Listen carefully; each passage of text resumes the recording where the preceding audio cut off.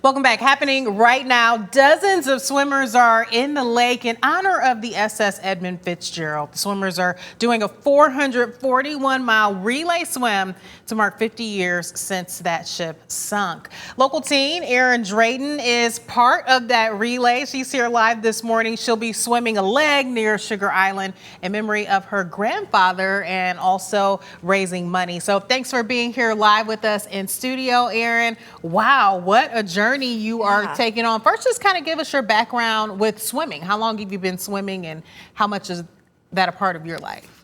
Well, I've been swimming for about 8-ish years. I've been swimming since I was really little, and I've always loved the water.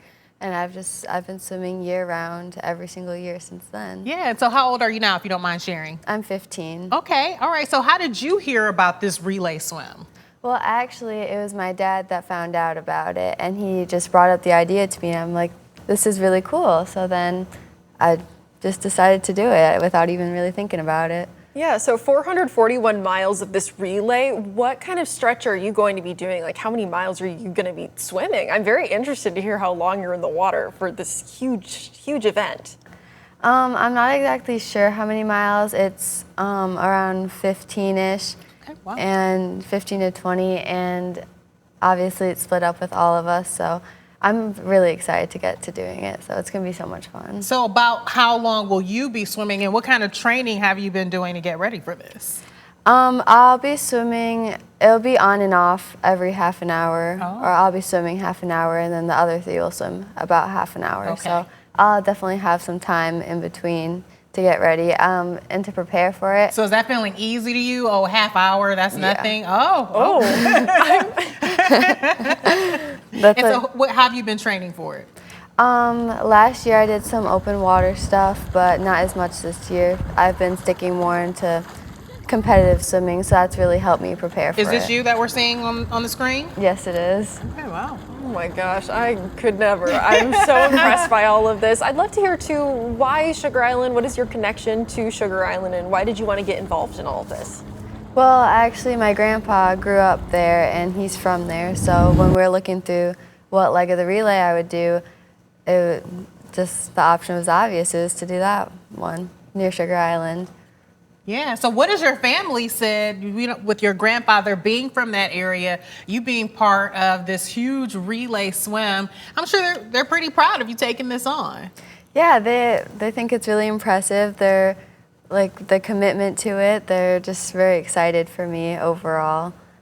So, yeah. Yeah. Well, walk us through your portion. Like, when are you going to get in the water? How long are you going to be in there? And what does the process look like? I know you all said that you'll take breaks after 30 minutes. Where do you wait when it's your break? So kind of walk us through what the whole journey looks like. So we'll all be on a boat, and from there, one of us will swim. I'm not exactly sure what the order will be, but we'll get in, we'll swim, and then once we're on our break, we'll just relax in the boat all together before we just keep swimming again. So, and we're not exactly sure how many times we'll do the half an hours. It depends how long it takes us and how much we can swim in that time. Nice. Yeah. So have you ever done anything like this before, or how did you get familiar with this process even? Well, last year I started open water by swimming the Mackinac Bridge, and I really loved it. It was so much fun, and I'm just really looking forward to being able to swim open water again. Nice. Now, I know that you're raising money too for the Great Lakes Historical Shipwreck Society. How much is your goal, and what are you hoping to do to be able to raise that money? Our goal is $2,500, and we have reached that. Nice. Congratulations. Thank you. I've raised money, I've returned pop cans, I've done some favors for friends, some yard work, it's been a lot. I bet it is. Okay, well, we know that with this race, there is also a mission of preserving the Whitefish Point Lighthouse. Have you talked about that with your group and why those efforts are so important?